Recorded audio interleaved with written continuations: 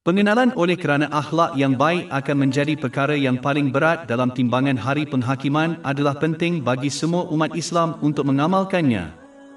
Ini telah ditegaskan dalam hadis yang terdapat dalam Jami' at-Tirmizi, nombor 2003. Malah, Nabi Muhammad SAW pernah mengesahkan bahawa baginda diutuskan oleh Allah Ta'ala untuk menyempurnakan akhlak yang mulia. Ini ditegaskan dalam hadis yang terdapat dalam Imam Bukhari, Adab Al-Mufrad, nombor 273. Walaupun Nabi Muhammad SAW dikurniakan kebaikan dan nikmat yang tidak terkira banyaknya yang dilengkapkan secara langsung oleh Allah Ta'ala, adalah akhlak mulia baginda. Surah 68 Al-Qalam, ayat 4. Dan sesungguhnya kamu mempunyai akhlak yang agung. Hadis yang meringkaskan akhlak Nabi Muhammad SAW terdapat dalam Sunan Abu Daud, nombor 1342. Ia menasihatkan bahawa akhlak baginda adalah Al-Quran. Ini bermakna Nabi Muhammad SAW mengamalkan semua sifat baik yang disebutkan dalam Al-Quran dan menjauhi semua sifat jahat yang disebutkan di dalamnya. Tidak ada kualiti yang baik tetapi dia bertindak dengan cara yang paling tinggi dan tidak ada ciri jahat yang tidak dapat dielakkan sepenuhnya. Nabi Muhammad SAW telah menunaikan segala perintah Al-Quran dan menjauhi segala larangannya. Oleh itu, buku ini secara langsung akan menyebutkan sifat-sifat mulia Nabi Muhammad SAW agar umat Islam dapat berusaha untuk mengamalkannya kerana mengamalkan akhlak mulia tidak mungkin dilakukan tanpa mengetahuinya. Watak Nabi sebuah hadis yang terdapat dalam Syama'il Tirmidzi, nombor 215, menyebutkan ciri-ciri berikut. Nabi Muhammad, selawat dan salam ke atas baginda, sentiasa kelihatan bimbang kerana menghabiskan banyak masa untuk merenungkan hari akhirat dan nasib para pengikutnya. Dia sentiasa termenung dalam-dalam. Kerana ini dia tidak pernah kelihatan sepenuhnya santai. Apabila dia bercakap dengan jelas dan perlahan supaya dia mudah difahami. Dia bercakap dengan ringkas bermakna, beberapa kata-katanya mengandungi nilai pengetahuan lautan. Sebenarnya, ini adalah salah satu mukjizat yang dikurniakan oleh Allah Ta'ala. Hal ini ditegaskan dalam sebuah hadis yang terdapat dalam Sahih Muslim, nombor 1167. Nabi Muhammad SAW tidak berpendirian pendek dan tidak pula menghina atau mengaibkan orang lain. Dia sentiasa mensyukuri segala nikmat Allah, walaupun nampak kecil. Dia tidak pernah mengkritik makanan. Dia tidak pernah marah dengan perkara duniawi. Tetapi dia sangat marah apabila batas-batas Allah, yang maha tinggi, dilewati tetapi walaupun begitu dia sentiasa berlaku adil dan berbelas kasihan. Ketawa Nabi Muhammad, selawat dan salam ke atasnya, adalah senyuman. Dalam hadis yang terdapat dalam Syama'il Tirmidzi, nombor 227, Nabi Muhammad SAW mengesahkan bahawa baginda kadang-kadang bergurau tetapi sentiasa bercakap benar. Malangnya, sesetengah umat Islam seolah-olah percaya bahawa pembohongan kecil boleh diterima yang disebut pembohongan putih. Tetapi ini tidak benar. Semua pembohongan mesti dielakkan kerana Al-Quran telah melaknat orang yang berdusta. Bab 3 Ali Imran, ayat 61. Dan mohonlah laknat Allah atas orang-orang yang berdusta di antara kita. Malah, dalam hadis yang terdapat dalam Jami' at-Tirmizi, nombor 2315, Nabi Muhammad SAW telah mengisytiharkan 3 laknat bagi orang yang berbohong sambil bergurau. Jika begini kes berbohong sambil bergurau, bolehkah kita bayangkan akibat berbohong sambil menipu orang lain? Orang yang tidak berdusta walaupun bergurau telah dijanjikan sebuah istana di tengah-tengah syurga. Ini ditegaskan dalam sebuah hadis yang terdapat dalam Sunan Abu Daud, nombor 4800. Sebahagian daripada akhlak mulia Nabi Muhammad SAW adalah semangatnya untuk beribadah kepada Allah yang Maha Tinggi. Sebagai contoh, sebuah hadis yang terdapat dalam Sahih Muslim, nombor 7124, menasihatkan bahawa Nabi Muhammad, selawat dan salam ke atasnya, pernah melakukan solat sunat yang begitu banyak pada waktu malam sehingga kakinya yang diberkati akan bengkak. Apabila ditanya tentang perkara ini, dia hanya menjawab bahawa dia ingin menjadi hamba yang bersyukur. Sungguh pun begitu, ibadah yang sungguh-sungguh tidak diharapkan daripada umat Islam, tetapi setiap orang harus berusaha mengikut kemampuan mereka sendiri untuk membuktikan kesyukuran mereka kepada Allah Ta'ala. Ini sebaiknya dicapai dengan menggunakan setiap nikmat seperti kekuatan fizikal mengikut ajaran Islam. Kerendahan hati besar Nabi Muhammad, selawat dan salam ke atas baginda, sangat terkenal. Ia adalah ciri utama kehambaan yang sebenar dan sebaliknya iaitu, kesombongan, akan menjadi punca seseorang masuk neraka walaupun mereka hanya memiliki nilainya sebesar atom. Ini ditegaskan dalam hadis yang terdapat dalam Sahih Muslim, nombor 265. Nabi Muhammad SAW menunjukkan kerendahan hati sepanjang hayatnya yang diberkati. Sebagai contoh, sebuah hadis yang terdapat dalam Syama'il Tirmidzi, nombor 315, menasihati bahawa dia melawat orang sakit tanpa mengira sama ada mereka miskin atau tidak. Dia menghadiri pengebumian dan menerima jemputan semua terutamanya orang miskin. Sepanjang sejarah ciri-ciri ini sentiasa dipandang rendah oleh mereka yang memiliki kesombongan. Tetapi Islam mengajar umat Islam untuk menunaikan kewajipan-kewajipan ini dan lain-lain kerana ia boleh menjadi punca mereka memasuki syurga. Ini dinasihatkan dalam hadis yang terdapat dalam Sahih Muslim, nombor 2374. Hadis panjang yang terdapat dalam Syama'il Tirmidzi, nombor 319, menonjolkan kerendahan hati dan kesederhanaan Nabi Muhammad SAW.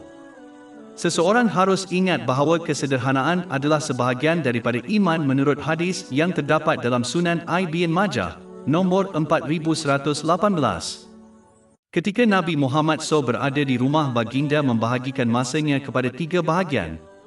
Yang pertama dikhususkan untuk beribadah kepada Allah yang Maha Tinggi. Yang kedua didedikasikan untuk memenuhi hak ahli keluarganya. Dan bahagian terakhir adalah untuk dirinya sendiri bermakna, untuk berehat. Bahagian terakhir ini dia pecahkan kepada 2 dan mendedikasikan separuh daripadanya untuk orang awam dan keperluan mereka. Nabi Muhammad SAW sentiasa memenuhi keperluan manusia walaupun ia menyusahkan dirinya. Dia akan sentiasa bercakap dengan orang mengikut tahap pengetahuan mereka dan hanya membincangkan perkara yang memberi manfaat kepada orang ramai. Setiap kali orang berkumpul dengan Nabi Muhammad SAW, hanya perkara yang bermanfaat sahaja yang dibincangkan dan semua dihindari dari perkataan yang sia-sia. Orang ramai sentiasa meninggalkan perhimpunannya untuk mempelajari sesuatu yang baru yang memberi manfaat kepada mereka. Nabi Muhammad SAW hanya mengeluarkan kata-kata yang berguna dan perlu dan tidak menyukai perkataan yang sia-sia dan sia-sia. Sesiapa yang melawatnya berasa tenang dan dialu-alukan. Nabi Muhammad SAW sentiasa menunjukkan rasa hormat kepada semua orang dan sentiasa mengelakkan diri daripada menyakiti orang lain dalam apa cara sekalipun. Nabi Muhammad SAW sentiasa mengambil berat tentang urusan orang lain dan berusaha untuk memperbaiki masalah mereka. Dia memuji perbuatan baik dan menggalakkan mereka. Dia menjelaskan kesan negatif perkara buruk dan berusaha untuk menghapuskannya. Dia mengikuti jalan tengah mengelakkan tingkah laku yang berlebihan dan kemalasan untuk menunjukkan contoh yang sempurna bagi manusia. Orang yang paling baik di sisi Nabi Muhammad SAW adalah orang yang menginginkan kebaikan untuk orang lain dan berusaha membantu mereka. Nabi Muhammad, selawat dan salam ke atasnya, memulakan dan mengakhiri percakapan dan perhimpunan baginda dengan mengingati Allah Ta'ala. Apabila dia menghadiri perhimpunan, dia duduk di mana-mana tempat dan tidak pernah menyusahkan orang lain. Tetapi di mana sahaja dia duduk, ia menjadi ketua dan tumpuan perhimpunan. Dia sentiasa menunaikan hak orang yang dia jumpa dan duduk. Setiap orang percaya bahawa Nabi Muhammad, selawat dan salam ke atasnya, paling memuliakan mereka. Nabi Muhammad, selawat dan salam ke atasnya, hanya akan meninggalkan perbualan apabila permintaan orang lain dipenuhi dengan kepuasan mereka. Dia sentiasa memenuhi keperluan orang lain. Dia sentiasa melayan orang dengan ceria. Semua orang adalah sama di hadapannya sejauh mereka. Hak adalah berkenaan maknanya, dia tidak mengutamakan sebahagian daripada yang lain atas sebab duniawi. Perhimpunan beliau adalah tentang ilmu yang bermanfaat, kesederhanaan, kesabaran dan kebenaran. Semua diberi penghormatan dan tiada siapa yang malu dalam perhimpunan ini. Dia menutup kesalahan orang lain dan menunjukkan kesilapan tanpa menamakan orang secara langsung. Seseorang hanya dilihat lebih banyak keutamaan dalam majlisnya jika mereka takut kepada Allah Ta'ala lebih daripada yang lain. Anak-anak muda itu ditunjukkan olehnya belas kasihan dan kasih sayang. Orang miskin dilayan dengan baik dan keperluan mereka dipenuhi. Orang asing dan pengembara sentiasa dijaga olehnya. Sebuah hadis yang terdapat dalam Jami' at-Tirmizi, nombor 2015, menasihati bahawa sahabat Anas bin Malik, semoga Allah meridainya, berkhidmat kepada Nabi Muhammad, selawat dan salam ke atasnya, selama 10 tahun dan pada masa ini Nabi Muhammad, selawat dan salam ke atasnya, tidak pernah marah kepadanya jika dia gagal melakukan tugas yang ditetapkannya. Isteri Nabi Muhammad dan ibu orang-orang mukmin, Aisyah radhiyallahu anhu, berpesan agar Nabi Muhammad tidak pernah berkata-kata kasar dan tidak dia menggunakan bahasa kasar dan tidak bercakap dengan kuat. Setiap kali dia disakiti oleh orang lain dia tidak membalas dendam, sebaliknya dia memaafkan dan terlepas pandang. Ini ditegaskan dalam sebuah hadis yang terdapat dalam Syama'il Tirmidzi, nombor 330. Nabi Muhammad, selawat dan salam ke atasnya, tidak pernah memukul seorang wanita, kanak-kanak atau orang awam lelaki. Satu-satunya masa dia berperang adalah kerana Allah, yang Maha Agung, dalam mempertahankan diri terhadap tentera lelaki. Ini dinasihatkan dalam hadis yang terdapat dalam Sahih Muslim, nombor 6050. Hadis panjang yang terdapat dalam Syama'il Tirmidzi, nombor 334, membincangkan beberapa ciri-ciri yang diberkati Nabi Muhammad Dia sentiasa ceria dengan orang ramai dan mudah perangai. Dia sering tersenyum. Dia sangat lembut sifatnya. Dia tidak pernah bercakap kasar kepada orang lain dan dia juga tidak mempunyai hati yang keras. Dia tidak pernah mengeluarkan kata-kata kasar atau tidak sopan. Dia tidak pernah mencari kesalahan orang lain. Dia tidak pernah mengkritik sesuatu dan tidak pula memuji sesuatu. Dia jarang bergurau tetapi tidak pernah melampaui batas. Dia tidak kedekut. Jika dia tidak bersetuju dengan kehendak seseorang, dia tidak pernah mengecewakan mereka apabila menjelaskan pilihan yang lebih baik kepada mereka. Dia benar-benar menjauhkan diri dari 3 perkara, daripada berdebat dengan orang lain, kesombongan dan perkataan yang sia-sia. Dia tidak menghina atau menghina orang lain dan tidak mencari kesalahan orang lain dan hanya bercakap tentang perkara yang berfaedah. Nabi Muhammad sentiasa bersabar dalam menghadapi penderaan dan kekerasan orang lain. Dia tidak mengganggu orang ketika mereka bercakap. Sebuah hadis yang terdapat dalam Syama'il Tirmidzi, nombor 335, menyebutkan sifat pemurah yang melampau dari Nabi Muhammad Setiap kali seseorang meminta sesuatu yang bermanfaat daripada Nabi Muhammad dia tidak pernah mengingkarinya. Beliau sangat dermawan sehinggakan sebagaimana disebutkan dalam sebuah hadis yang terdapat dalam Syama'il Tirmidzi, nombor 337, beliau tidak pernah menyimpan apa-apa bekal untuk dirinya untuk hari berikutnya kerana beliau sentiasa bersedekah. Kemurahan hatinya mencapai tahap yang tinggi sehinggakan walaupun dia tidak memiliki apa-apa untuk diberikan kepada orang lain, dia akan menasihati penanya untuk mengambil apa-apa dari pasar tempatan dan memberitahu pedagang bahawa Nabi Muhammad akan membayarnya selepas itu. Ini ditegaskan dalam sebuah hadis yang terdapat dalam Syama'il Tirmidzi, nombor 338. Nabi Muhammad sentiasa membalas kebaikan dan pemberian orang lain. Sebuah hadis yang terdapat dalam Syama'il Tirmidzi, nombor 339, menyebut bahawa pernah Nabi Muhammad diberi sedulang buah-buahan sebagai hadiah. Sebagai balasan, Nabi Muhammad memberi orang itu segenggam perhiasan.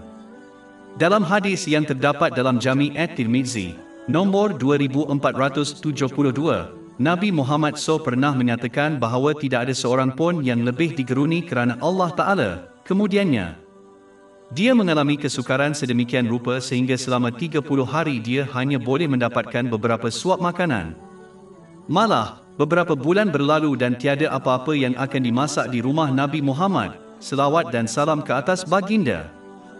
Dia dan keluarganya akan menyara diri dengan air dan buah kurma. Ini ditegaskan dalam hadis yang terdapat dalam Sahih Bukhari, nombor 2567.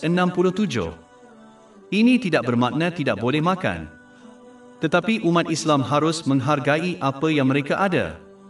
Kedua, mereka harus menikmati dunia material dalam batas-batas Islam dengan menghindari pemborosan, pembaziran dan keterlaluan.